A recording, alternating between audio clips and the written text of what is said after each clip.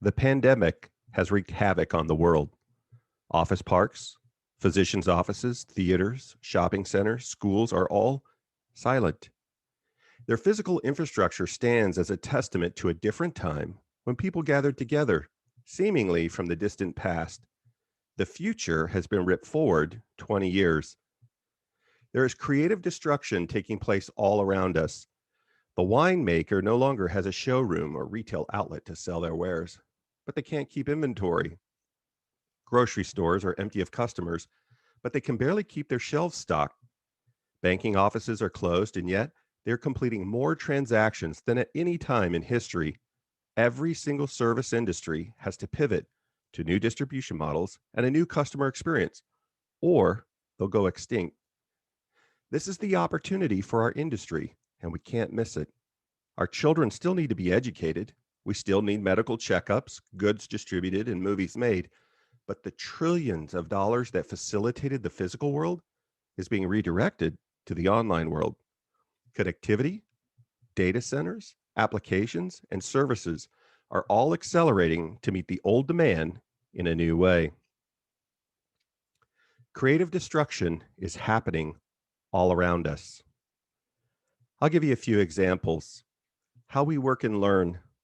The modern office experience is dead.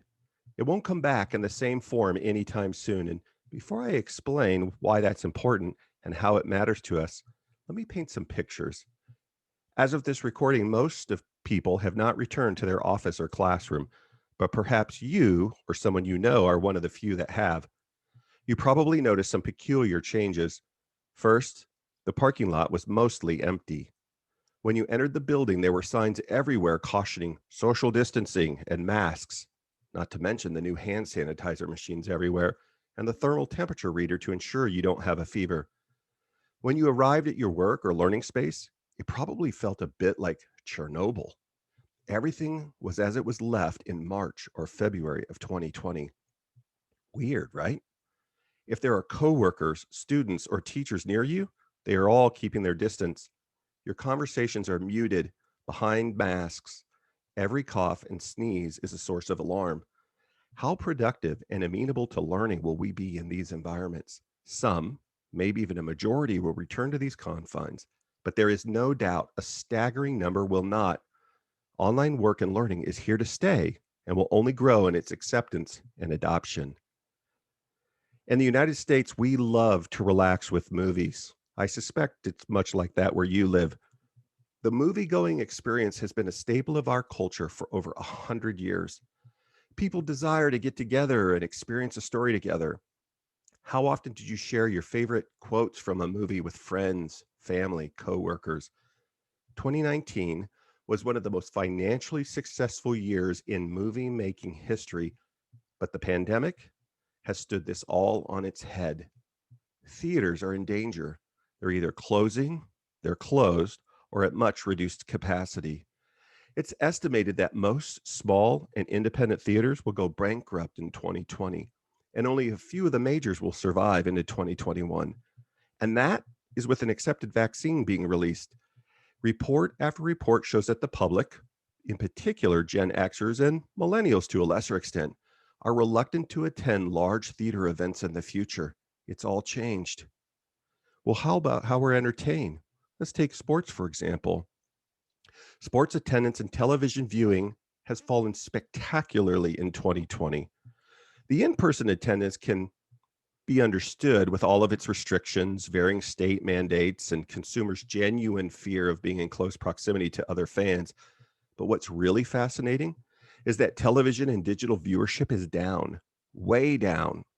While the final figures are still being tabulated, the early numbers aren't helpful. Almost all sporting events are down double digits, some alarmingly so. Basketball finals were down 50%. Major League Baseball division playoffs were down over 40%.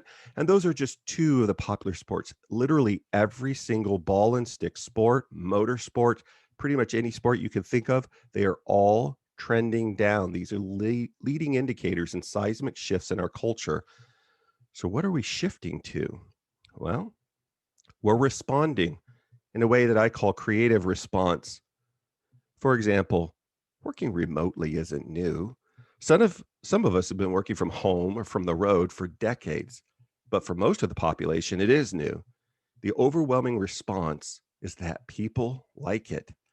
More and more companies are hiring executives to lead the virtual work experience, including advocates for virtual workers. According to a new study by economists at Harvard Business School, when we are all vaccinated and able to return to normal, 1 in 6 staff is expected to continue working from home or co working at least 2 days a week. Another survey found that in our new world, 1/5 of the workforce could be entirely remote. This appears to be corroborated by corporations themselves. In certain cases, organizations will employ executives to handle the experience of virtual jobs. As the pandemic has quickly accelerated the transition to remote work, widespread homework arrangements are expected to become permanent over the long term. Some technology companies are developing new positions for managers to serve as advocates for virtual employees and think more deeply about a long term remote future. At the start of the 2021 school system this fall, schools were better prepared and students were better ready to take advantage of online learning. Students rolled over instead of rolling out of bed. In fact, in my household, most of the first classes of the day were attended in pajamas while eating breakfast through class. You got to figure out how to pull that off at work. Our students loved it, especially as educators have more tools in their toolbox for students to use. The flexibility of online school used to be the world of the working adult, but not anymore. My students were able to take class with them as we traveled. They conducted class from the back seat of our car, logged into their hotspot. Attending class is no longer tied to geography, but to technology. If you have bandwidth, a secure connection, and a place where you can concentrate, well, you can go to school. This doesn't work equally well across all topics. Science labs, about impossible to do remotely. Choir, band, shop classes, they all require new and innovative ways of thinking. And let's face it, some of them may find a different way to accommodate class in order to prevent from being discontinued. But the overwhelming majority of classes can and are being accomplished online. And what about telemedicine? The healthcare was rocked by COVID. Most elective surgeries were rescheduled, postponed indefinitely, or just canceled. You could not get into a routine office visit. They were initially suspended and later took the form of telemedicine. All of us were forced to figure out how to use technology to connect with my physician securely, privately. Not everything went smoothly, but here we are about a year later, and almost everybody has adapted. People have found that they like the idea of not sitting in a waiting room for a non emergency visit. If you have to wait, waiting at home is probably much preferred to sitting in a doctor's office. Many experts believe that even after the outbreak recedes, growing patient acceptance and demand for digital healthcare means that investing in virtual treatment, not a bad bet. The marketplace agrees with that assessment, and billions of dollars are pouring into digital healthcare product development. There are still challenges. For example, treatment for senior care, dementia, Alzheimer's, and other serious mental health issues are just some of the areas that haven't worked well remotely today. We get it. Security and privacy are major concerns to be addressed, but there is no doubt that digital medicine is here to stay. In spite of theater closures and production delays, we have never watched more movies or consumed more video content. We just shifted it online. High definition televisions are flying off the shelf, and try to buy a tablet or performance laptop during the holidays, all so that we can consume content. It has never been easier to catch a flick than today. You can watch at home on your 4K 70-inch web enabled television, your tablet, your phone, or your computer, whatever. The point is, we didn't lose our appetite. We just shifted as part of our creative adjustment on how we're accessing, and the industry is responding. Online streaming platforms have increased by as much as 70%. Hard to say how long this kind of growth is sustainable, but people are shifting to online content in record numbers. Warner Brothers recently announced that theatrical new releases will be simultaneously released online. DreamWorks and Universal also had a joint release this fall with The Croods: A New Age. Perhaps you caught it. These responses aren't without their share of critics, but these and other solutions are likely to become commonplace. This is redirecting billions of dollars from physical theater investment to online streaming platforms and technologies. And my last example, we love our sports. And while many stadiums have closed, a few lucky are still able to attend those that remain open. Good for them. But there is a new stadium, one you may not be familiar with because it exists on your computer screen. Welcome to esports. We aren't talking about online gaming. I'm talking specifically about online gaming competition. The online game League of Legends held the North American Championship game in St. Louis in 2019. Over 10,000 people showed up in person, a respectable number for a video game competition. But a far more interesting number was the 600,000 fans who paid to watch the competition online. You like that number? Well, let me share this with you. Last year, the Super Bowl drew 98 million people to watch the game. The World Championship for the League of Legends drew over 100 million streamers, more than the Super Bowl. And that's for one championship for one game. There are dozens of elite online games, sports with numbers trending up while traditional sports are trending down. You can watch NASCAR online, Supercross, cricket, football, basketball, hockey, all virtual, not real people playing games in a stadium that happens to be broadcast online, but gamers at a console or a computer gaming from around the world and competing. Last second quarter, March, May timeframe, a study was conducted and we found that online streaming viewing of game watching grew from 200 million viewers to 600 million viewers. Folks, we're shifting. So what does this mean to us? Well, we've talked about the creative destruction all around us and the world's creative response.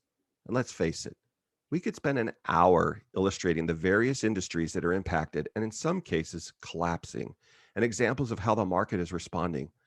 But what we are all really interested in is, what does this mean for us? For us in the telecom sector, for us in the data center sector, for anyone who helps move, store, protect, and create data. It means opportunity, my friends. Stay with me. Let me explain. As we saw from creative destruction, offices and schools are empty or nearly empty. Theaters and stadiums are closed or at greatly reduced capacity. It could be argued that the only facilities that have seen increased use is hospitals, sadly. This is the norm for the foreseeable future. We've seen consumers respond by shifting how and where they do work, learn, relax, and are entertained. We get it. But what's really interesting is how will the institutional investors change where they place their money? These shifts we've been talking about so far, they're not going to roll back to the way it was. Many of these are going to continue and grow. I've read so many studies and numbers that it's hard down to pin the exact global GDP related to the construction, operation, maintenance, and serving of these affected sectors, but it's easily more than $20 trillion, trillion with a T. It's probably orders of magnitude more, but here's my point. That money is going to be redirected. Those investors are looking for safe, long-term infrastructure investments to put their dollars to work in. Even if that's only 20% of my estimate, that's $4 trillion. And I think that's very low. What could trillions of dollars do for the telecom industry? We have all looked for a business case to take 5G from sporting stadiums and urban areas out to the suburbs, more business cases to rural communities. This could be it. to build low Earth orbit satellite constellations across rural and remote areas to bring at least 4G to wherever humans live, or to serve the ag tech community who is struggling to get broadband right now, to build more undersea cables, extend to more locations with more capacity than ever before. All of these are long-term infrastructure bets that attract the money that goes to public REITs or to large private equity data center institutions. Speaking of data centers, they'll be able to use the money to improve their designs, extend their footprint from NFL cities to the edge, and further. While the money is there, we still have to persuade the market that we, the telecom and data center industry, are the best investment for them. So, what's your plan? What's my plan? Do you have products and services that are serving the way things are now instead of the way that they are going to be? Are you enhancing the customer experience and making life easier for your target audience? It's easy to forget that all of this technology change is intimidating to seniors and the less technically astute. By the way, what's your sustainability story? The world wants solutions that are responsible to the planet and to its citizens. Think about it. If you can't get excited for this opportunity, you can't get excited. What will it take to support a world working and playing more remote, more virtual, more connected? What will be required to change for a world that is exponentially exponential? Help your employees, shareholders, and customers see and embrace the new world. If they believe you, they'll follow you. If they don't, well, there are other opportunities for you, I suppose. I hear there's going to be some cheap commercial real estate or movie theaters for sale. Join me on this journey, and thank you for listening to my presentation. Enjoy the rest of your show.